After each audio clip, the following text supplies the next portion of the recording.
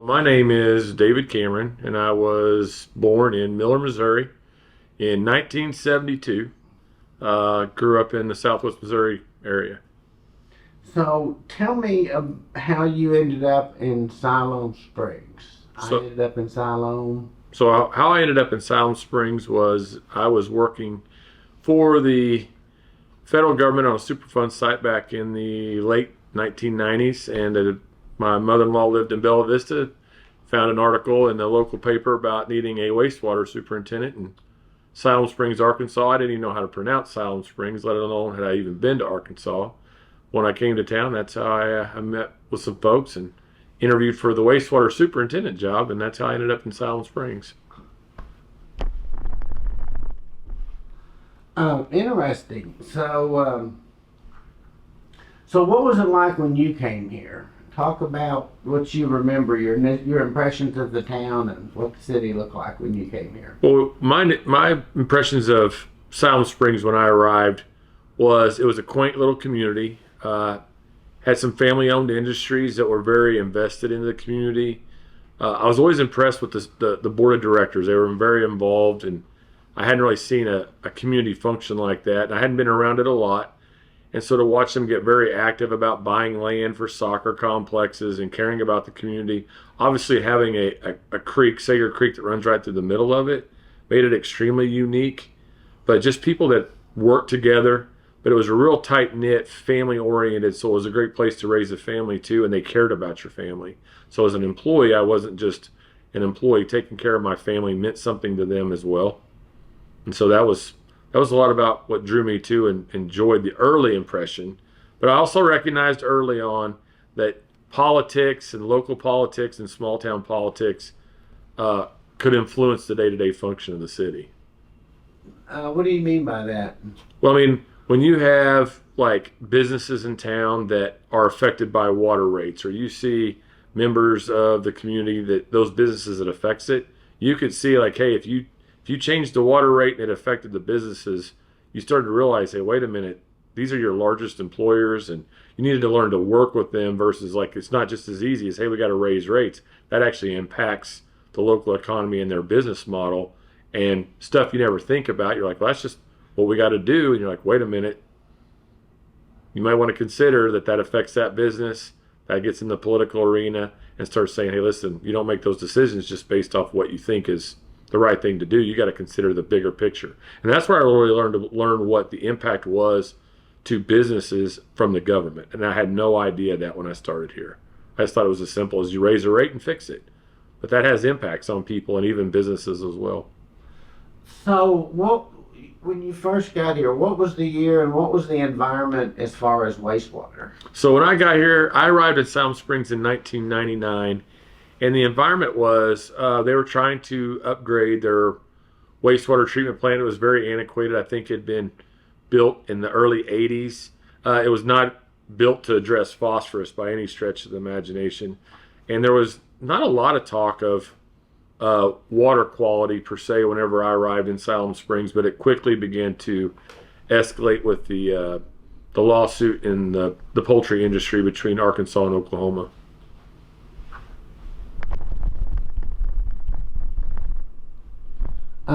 Just give me some background about the lawsuit with Oklahoma. What was it about and why was it important? Well, I mean, really, it was about the lawsuit in Oklahoma was about primarily is with the poultry industries, and I believe that the judge just ruled on that like in the last year. The ruling finally came out of that lawsuit. But it was really over Lake Tenkiller and the watershed, the Uchi-Spavinaw watershed that runs into Oklahoma, part of Oklahoma's water supply. And so you have all the major cities. You had Fayetteville, Springdale, Rogers, a part of Bentonville, and Siloam Springs. All of our wastewater discharges into the state of Oklahoma. And so, but also at the same time, that lawsuit involved poultry litter or non-point source pollution that was getting into the stream. They had obviously went after the poultry industry as saying that's the major contributor that was in the lawsuit. But also the wastewater plants played a part of that contribution as well. And I believed it did play a part of the contribution. So, where is your wastewater plant and what did you How have y'all expanded it over the years? So the wastewater plant is about 500 yards from the west of the or east of the Oklahoma state line. So Siloam Springs has the closest discharge to the Oklahoma watershed than any of the 5 cities. And so it started, I want to say we started construction on that facility in 2012 and it was completed in 2013, but we did about a $25 million upgrade to an existing facility that included biological treatment that could reduce phosphorus to meet the new numbers that were agreed upon between Arkansas and Oklahoma and us communities as well. And now, is that essentially in the old Lake Francis area? No, the old Lake Francis watershed, where that is in the Oklahoma side. That's where the city gets their raw water intake. So where the water, So that's upstream? yeah. So yeah, it's upstream of the wastewater treatment plant. So, but it is on the Oklahoma side. So the city of Siloam Springs raw water intake, where they get their drinking water, is pumped out of Oklahoma into Siloam Springs and treated in Siloam Springs and then distributed to its citizens. So yeah, all the runoff that's coming out of Northwest Arkansas, say Springdale, Bentonville, Fayetteville, Rogers, that is the water supply for the city of Siloam Springs. So talk about the decision by Siloam back in the day not to go with the 2-ton project, because basically the big 4 cities are always Beaver Water, and then Siloam was always decided to stick with the river option. So yeah, because what happened, this goes back to the early 90s, late 90s, mid 90s, that the city had agreed to an agreement at the Illinois River Basin that they were entitled to 66% of the water rights that flowed by that pipe. So Siloam Springs to this day has 66% of the water rights of the water volume inside the Illinois River, even on the Oklahoma side. who has the rest of it? Well, the rest of it that would belong to obviously the state of Oklahoma and the Illinois River watershed. But Siloam Springs is entitled to 66% of that water. How much of it are you using now? Well, again, I've been gone. How much is the city using now? Whenever I was still the administrator here, it was about 3.2 million gallons a day. And what's the flow? I mean, I believe it could. I mean, it could hold. I could take up to 14 million gallons a day. I think it. So there's plenty of water capacity. So there was no reason for the city of Siloam Springs to participate in the 2-ton water district because they had a very robust supply of water already. I mean, the Illinois River was an ample supply of water to the citizens of Siloam Springs. Do you ever have trouble during floods or? Sure. One thing about it is I'm gonna go back to your question. So there are times where you have trouble with floods, where the river gets muddy, but sometimes the muddier the water, the easier it is to treat. And so it makes it a little bit easier to settle out. So sometimes the best drinking water that you can produce is actually where it's a little bit muddier than versus coming down cleaner. Little fun fact you probably didn't know, but us water guys, that's kind of one thing. The dirtier it is, sometimes the better it is to treat. Interesting.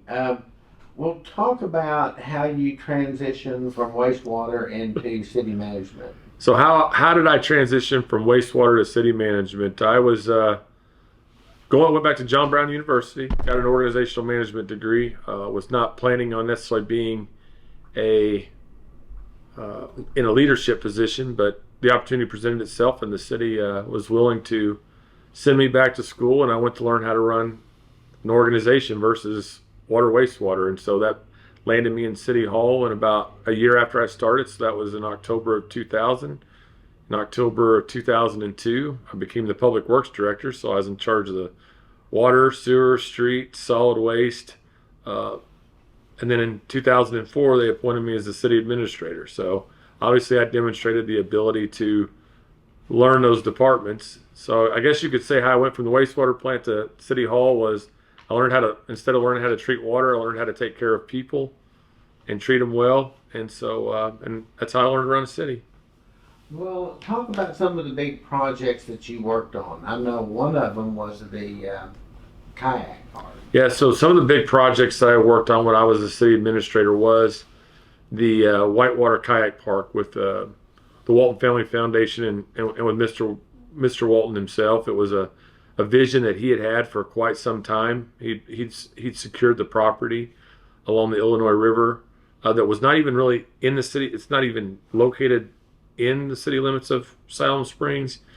So the complexities of that is, how do you police a piece of property that is not adjacent to your own, that's your local police, so it's outside the jurisdiction, it's in the county, but also how you would take over ownership and maintenance of that site. It was going to be, I mean, it was a great project that would bring the community together, that someone was willing to fund and bring it to the community. And I think it's been well utilized, even to the point they've even had to change the hours and the way they charge for parking and things of that nature. But it was a project that came together, but just through a partnership with us and Mr. Walton and the Walton Family Foundation, that really led to the second project that they're doing now on the Arkansas-Oklahoma state line. That is a much larger whitewater facility. Are you familiar with that enough to give an overview of it? I can give you the preliminary overview of it, because that was one of the projects that myself and Mr. Walton discussed early on when we walked the property, when as I was still administrator. It's a partnership between the foundation, and it was between now Arkansas and Oklahoma, with the GRDA is going to oversee that property. Because the challenge was, and it always was, because the property's in Oklahoma, where do you have policing jurisdiction and oversight? So obviously, again, the city of Siloam Springs could help facilitate it, because it's in the old Lake Francis watershed. It belongs to the city. And so they began to purchase the property. I presume be the Walton Foundation on that project, purchased that property, but there still had to be a neighboring partnering community or state to participate on the project, because you had to have someone that was going to maintain it, just like it was with our own kayak park. So the Walton Family Foundation helped us secure the property, secure the project, but they didn't own it. So the city had to own it, and that's the situation on that. I think it's called the Woka Park. And so Woka being, you'd have to look that up. Now, when you said Mr. Walton, Jim Walton. So talk about Jim. What's he like, and how was he to deal with on this? I'll say this: if I've ever met, talking about Jim Walton, he is the kindest, most. He does not want any attention. Does not want. I mean, in fact, drawing attention by saying he was participating in the project, he probably wouldn't like it. But the truth of it is, the most down to earth person you'd see, that was very much in the detail. He loved the Illinois River. He took his boys floating down that river. He cares about it. He's very methodical about making sure that it was done the right way, with compassion for how it would, very meticulous about how it was done, but not in a difficult way, not demanding, very accommodating. We just worked very well together. I'll say this, when we walked down to the property on the Lake Francis watershed, it'd be one of those days like you're a little bit intimidated, like, oh my gosh, Jim's here, we're talking about this project. It was just like two old country kids walking through the weeds, and he did not want to take I remember a story, and I can tell this story. I called my staff to say, listen, I'm bringing a gentleman, and I didn't want to use his name because I didn't want anybody to know that who would be looking at the property, because you didn't want somebody to say, hey, listen, I saw so-and-so down there looking at it. But I'll never forget, I had him go down there to mow the trail so that we could park and walk down to the river's edge. And I'll never forget, he brought another gentleman with him that day, and I pulled over to the side, and he said, hey, David, would you let me out of the vehicle right here? Well, he'd grown up around it as a kid, and he already knew the area, and he went tromping off through the weeds and wanted to go climbing down kind of off the bluff to look at this area. And I'm like, I went through all this stuff. He didn't show up out there in no suit and tie. He showed up out there just to go walking around. He wanted to get his hands dirty. He wanted to go climb the rocks and see what he was going to be doing. He had a vision for what he wanted to get done. That's how I know who Jim is. It's not, he had a passion for it. He had an idea for it. I was just a facilitator to help him to see that it worked. But it was his vision, and he was like a kid in a candy store around water. He loves the outdoors. Well, good, thanks. Talk about some of the other projects maybe influenced by the Waltons. Remember when the region was planning or trying to get 412 developed, and 49 or 412 may have been here when you got here, but yeah, 412 has always been there. But you look at what we call the Bella Vista bypass, was instrumental into Northwest Arkansas, connecting Northwest Arkansas and Southwest Missouri. It's a huge corridor for economic development, growth and business development. But I mean, a lot of my work with the Walton Family Foundation was surrounding the trail system. And so there, I mean, the trail system around John Brown University, that was the very first trail system. I mean, the city of Siloam Springs already had uh, trails around the community, but there was never a trail around the campus of John Brown University. And so I specifically recall just working with the Walton Family Foundation where we partnered together, where the city crews built the trail. The Walton Family Foundation paid for all the materials, but that was the very first project that we ever partnered on with the foundation. That was even before the kayak park. They were all kind of working hand in hand. But the hand of the foundation that's been instrumental that I've seen has been the trail system in Northwest Arkansas and in Siloam Springs. They're very instrumental in a lot of that work, if not all of it. So if the Waltons aren't kicking in and helping with this, do these trails get done, or do they take longer? What happens? So what happens, I mean, to me, without the assistance of the Walton Family Foundation to participate in the projects, they're going to get put on the back burner, because those funds that you need, that you're going to be utilizing to pave, and you're taking away from local streets, you're not taking care of your other infrastructure. And so a lot of other things begin to deteriorate. So when you actually have a partner come along and say, hey, listen, we'll pay for this portion of it or this portion, but we want to see the local community also get involved. The one thing I loved about working with the foundation was we'll participate, we'd like to participate, but we also want to see the local community participate. So just, hey, sticking your hand out, give us a handout.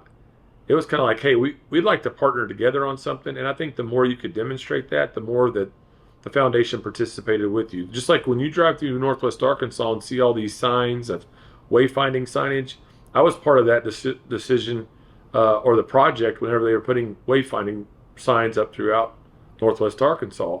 And they approached Siloam Springs, all the cities, the Northwest Arkansas Council. They all worked with us and helped us participate in the project. And we didn't have budgets for it. We're like, hey, we got to come up with half the money. That's an expensive project. But I'll tell you what, when the foundation was putting up a large portion of the money, then the cities found it. We got these beautiful signs of all of Northwest Arkansas that just make it very, very unique. You don't find that very many places across the country. Tell me more about the signs. Who has done them and what do they look like? The wayfinding signs, one thing I love about the wayfinding signs, that was all a design that was pretty much established, I think, through the foundation with the help of the Northwest Arkansas Council, but it's one unique design. Everywhere you go, it'll say, the Crystal Bridges sign, and the sign to go to the airport, whether it's in Siloam Springs, in Gentry, Gravette, Prairie Grove, all the signs look pretty much the same design. And so you have one unique design. So if you're someone visiting from outside of Northwest Arkansas and you drive into Gravette, you're going to see the same type of design, point you to the same directions you can go. And see, to me, what I've always shared about what's unique about, now that I've left Northwest Arkansas was one large family, and they shared in it together. They didn't leave the little cities hanging out there like, hey, well, they don't have the money for their signs. They helped Gravette, they helped Gentry, they helped all Decatur. You drive anywhere, you look at that, you'll just see these signs that show you to the downtown, show you to the airport, to Crystal Bridges, but they're all the same, no matter the size of the community. And I just think that speaks to solidarity of Northwest Arkansas instead of calling it Fayetteville, Springdale, or Rogers. When people reference this area, they don't reference it necessarily as Fayetteville anymore. It's more about, or just Springdale or Rogers. It's Northwest Arkansas, and I think that brings camaraderie and unity throughout the region. I think they were genius in doing that, and I think the foundation and the family and Northwest Arkansas Council are pretty instrumental in that. Talk more about the council and what you may know about their efforts to get things done, like the interstates and the extension to Tulsa 412 and the 49 to Kansas City kind of thing. Well, the Northwest Arkansas Council, in my mind, is the largest catalyst of Northwest Arkansas. I mean, it is not for what they bring in planning, consideration. From what I've seen, being an outsider that came in and someone that has also gone back and now working in a different region, what sets Northwest Arkansas apart is the Northwest Arkansas Council. And I'll tell you why and what that is because they worked on the big picture items that what I would say the local governments just couldn't figure out on their own. So they needed an airport in Northwest Arkansas. It was the Northwest Arkansas Council and their leadership that helped lead it. And it was the business leaders, Sam Walton, J.B. Hunt, you had the Tyson family. There might have been someone else, others involved in that initial group that made up the council, but they're like, we need to form something that's working on transportation, water. Water was a big part of the council's effort was to get water in the rural areas, and a lot of it came down to how do we get people to work, live, and play and stay in Northwest Arkansas? Because do we have a transportation system that'll get people in and out? Can we fly people in and out? And I think that had it not been for the Northwest Arkansas Council, even though you have massive businesses here, to sustain those businesses, you got to have employees. And will they live, work, play, and stay in Northwest Arkansas? And if it hadn't been for the work of the Northwest Arkansas Council, it could have been a much different story. And I don't think they get as much credit as they deserve. Any specific stories you can think of about the council? Specific stories I can tell you about the council was, I can name several, but the one that stands out to me the most was the wastewater issue in Oklahoma. We were all trying to figure out what did we need to do. The poultry lawsuit is taking place. You see that lines are being drawn in the sand, no pun intended, but it was like, it's getting kind of intense, and all of us cities we're on the verge of building these new wastewater plants, and we needed to know how to build them.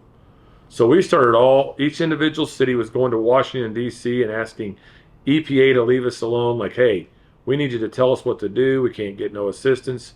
All 4 or 5 of us were flying to Washington, D.C. individually to try to make this all go away, to help our individual cities. I mean, I work for Siloam Springs, right? So I need to be up there advocating for Siloam Springs. I'll never forget the day when the Northwest Arkansas Council and Mike Malone, I believe even Archie Schaefer might have been a part of those discussions too. We all met up in a room, and this is where Mayor Womack was the mayor of Rogers. All the 5 cities got together. It's kind of like just like all the 5 families, like if you're watching a movie. And the families all got together with their mayors, and I'm the only administrator in Northwest Arkansas. The rest of them are mayor forms of government. And we're sitting in there in the council, in the chambers, and that's when I realized. And so they pulled together a meeting for us to go to Washington, D.C., and all these meetings we'd all done up there by ourselves got nowhere. But we were on the meeting that they pulled together with the council, with Mike Malone and their effort. I'll never forget it. We were on the White House campus. We made it to the White House campus, into that campus, to have our meetings about the Bella Vista bypass and the need for wastewater funding of that. And I'll still say to this day, and I'll take it to my grave, and I'm convinced that those meetings led to the consolidated effort of all those cities working together, showing solidarity when we went to Washington, D.C., is what helped lead to the eventual finality of getting all that project done. I'm not saying what we did that day, but it was the beginning of a solid movement to get that Bella Vista bypass done. But we tried for months, years, to get meetings, like going, this is going nowhere.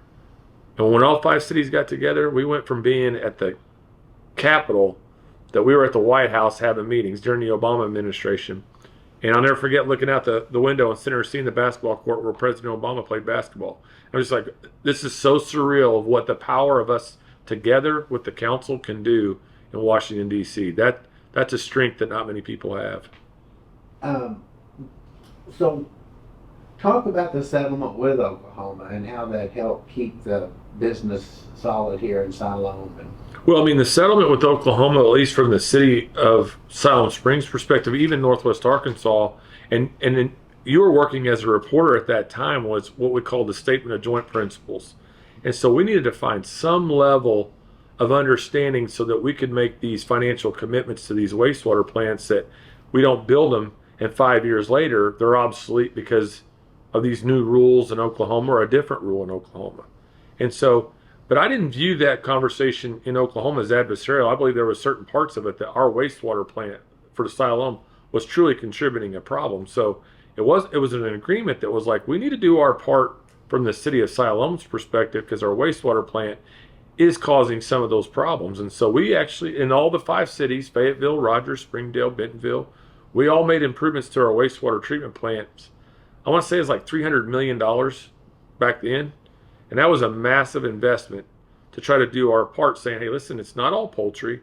These wastewater plants had some level of responsibility to upgrade them. And no one was denying that. They just didn't know how much they had to do it. So finding an agreement with Oklahoma and doing it in a way that was not adversarial, which was the objective. And I think we were very successful on the most part for doing that.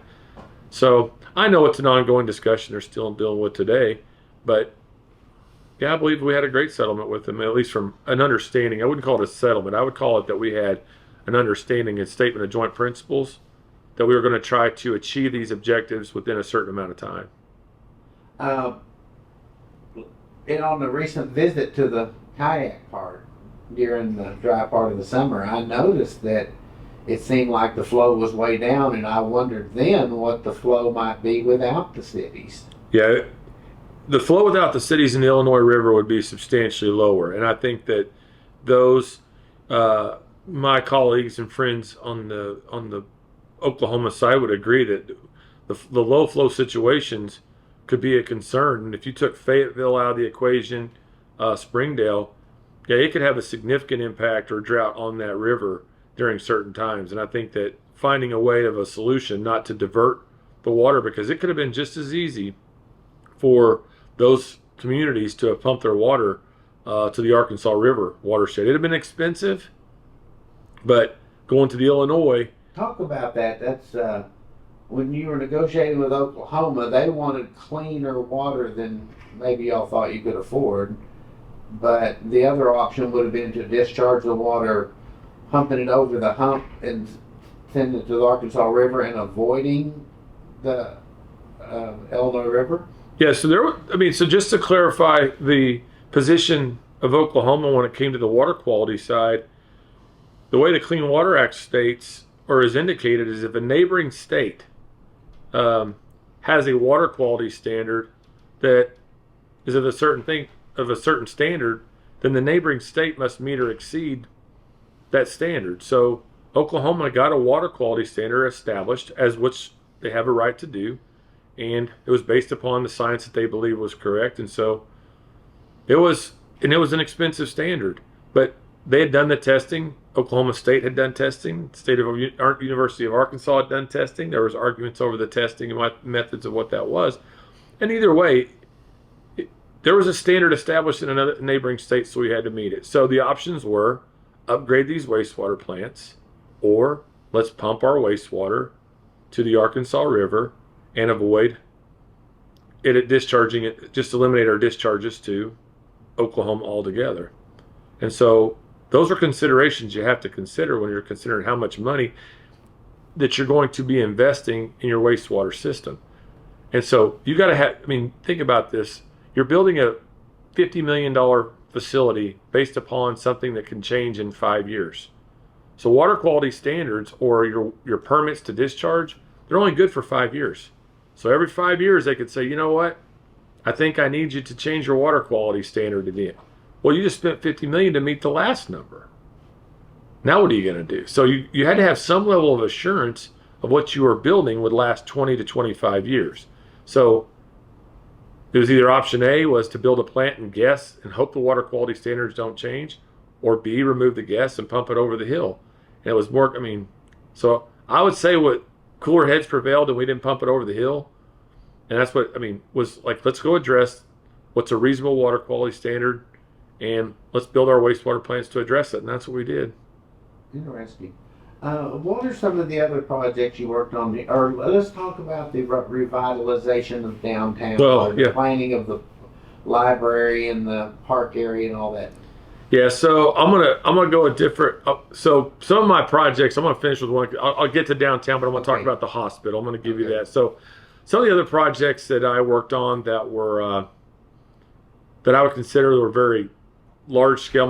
Probably my favorite project outside of working and negotiating the wastewater plant would be the sale of the city municipally owned hospital and the construction of a new facility as a result of that. So the facility had been built in 1955, and running a healthcare facility in that was kind of needed upgrades.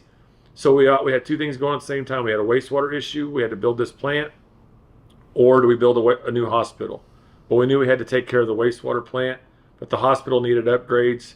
Consideration was to consider a sales tax of the community. Would they tax themselves to build a new hospital? So early in my tenure as administrator, seeing that, I began to work with buyers and ask them consideration, would they buy our hospital? And so in those discussions, it just kind of began to evolve, and where it's like, would you buy it? On top of that, run what you've got and then build us a new facility. And so in return, the city of Siloam Springs, which was probably by far the most difficult negotiation I've ever done. I wasn't leaving Nashville without a deal, and we worked on it for several days, a whole lot of attorneys in a room, and executed an agreement that sold the facility to Community Health Systems out of Nashville, with the agreement that within 2 years they would build a new, I think it was like, it had a certain amount of bed number to it, full service hospital here in Siloam Springs. And as a result, the city got over $12 million out of their old hospital, got out of the hospital business. You know, healthcare and government, could you imagine in today's society with a locally owned hospital by a city? Not saying the city couldn't have done it, but that was a major pivotal moment for the city, because it freed up capital positions and cash positions that allowed us to do other things, which is what paid for building the library.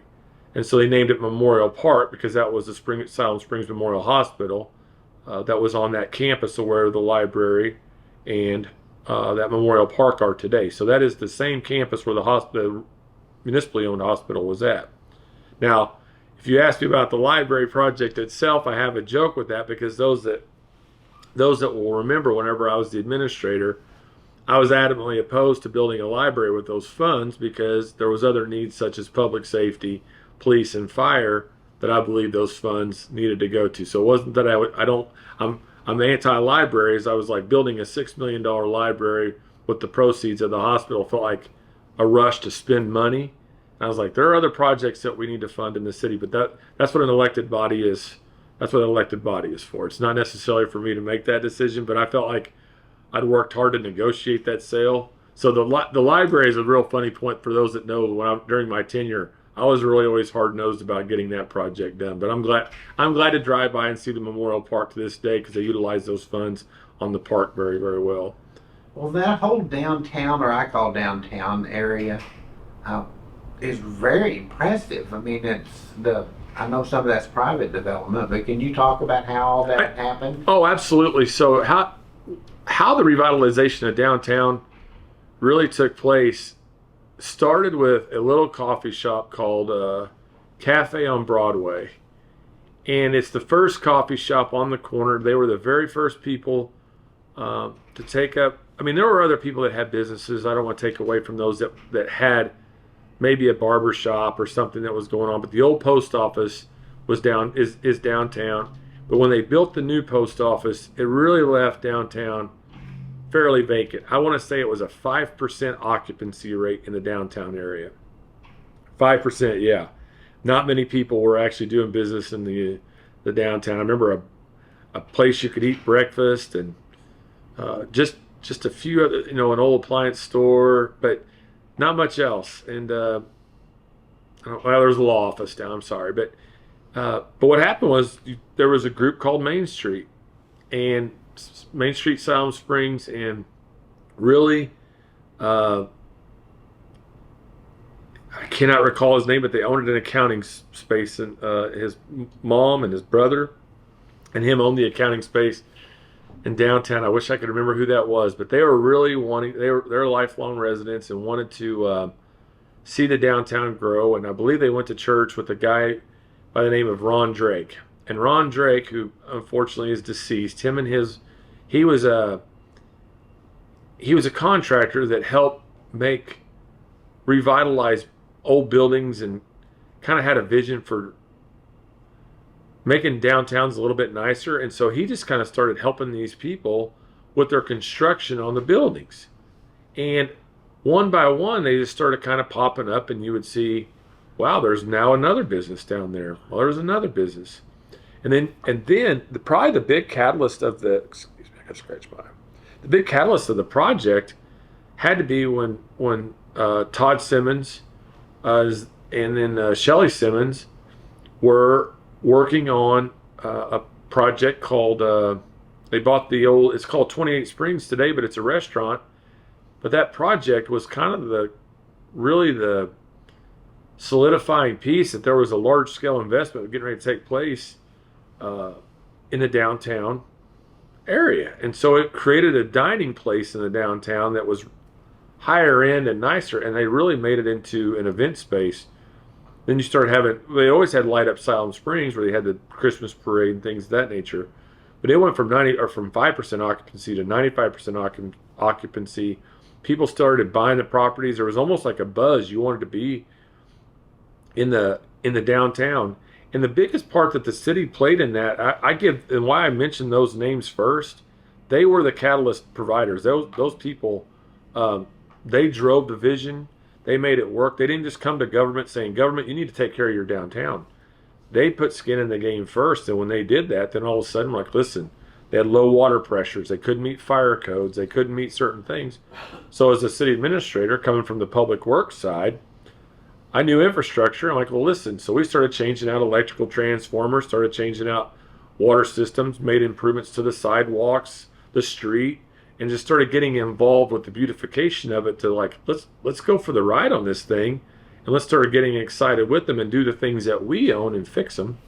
And really, it really took off and became a beautiful project. And now Siloam Springs downtown, when I look at it, but it's incredible. But I really do have to credit the vision of Ron Drake, the late Ron Drake, for really spearheading that effort. But I just, for the life of me, cannot remember that other family's last name, and I can't believe it. We can look it up. So you got the hospital, the park, the sewer, and the downtown. What are we missing? What are some other things that you did that happened during your watch? Well, my favorite thing would probably be working on the Sager Creek. I wouldn't say it's my favorite thing, but another project I worked on would be the Sager Creek revitalization, and it had struggled for a long time with appearance, with looks. It just looked absolutely awful in the summer, just full of algae. So you got this beautiful stream that runs right through the middle of town, and it just would cake up with just this awful looking algae bloom. And so one of my favorite projects that we were able to do was to remove the low water bridge that was in town. It's, if you go down there's a low water bridge, and it used to hold the water. It would just be like it would create like a lake almost. Instead of a stream, it would look like more like a river that was holding water, but it would just get absolutely nasty. And when I got to town, they're like, David, as a water guy, could you do something to fix that, make it look cleaner? I'm like, and what we did is we restored it back to a creek versus trying to be a holding pond. And so the water flows through town now as it should, and it actually helps it. And it looks a lot better. I know there'll be people who says it needs to look a little bit better, but I'll tell you what, asking a water person with a background in it, it's in its most natural state, doing what it's naturally supposed to do. And that's one of my favorite projects I did, because not everyone was happy, but it was the right thing to do. But some of the other projects that I did while I was here that I'm very proud of are more employee related. I mean, we got the public safety sales tax adopted that paid for the new police station. I mean, they got new equipment in the fire department, but really I was a wastewater operator that came from the employees.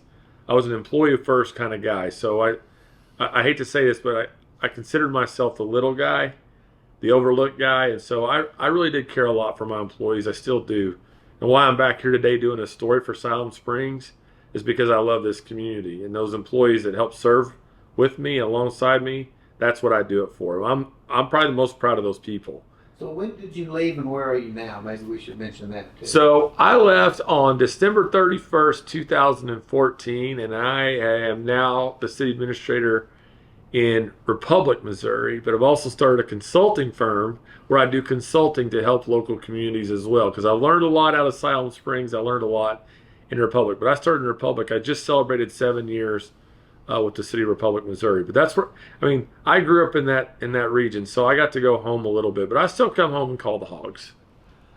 Talk about some of the leadership in the community while you were there. You know, you were talking about the aldermen would make decisions on policy and things. Who were some of the leaders on the council, and what were they like? Yeah, so I can tell you a lot of the leaders on the council. I can tell you a lot of the leaders in the community whenever I was here. So you actually had Jonathan Barnett was not on the city council or the board of directors, but he was a state representative. He was also a highway commissioner and was very instrumental in the region for the 4-lane going to Gentry. That was a 2-lane road for as long as I can remember. Jonathan was ultimately responsible for that. And while it was very controversial, the whole divided highway going through the middle of Siloam that added that extra lane to make it 3 lanes, that was the effort that Jonathan pulled together, because it was supposed to be a bypass around Siloam Springs. And there was a major uproar over it. But Jonathan still got the funding to do that. One of the biggest projects we got done working with Jonathan and the Highway Commission was the railroad overpass that goes out on Sherry Whitlock Drive. That used to be a railroad crossing going to the new high school and the hospital. And so there's about a $12 million overpass was there.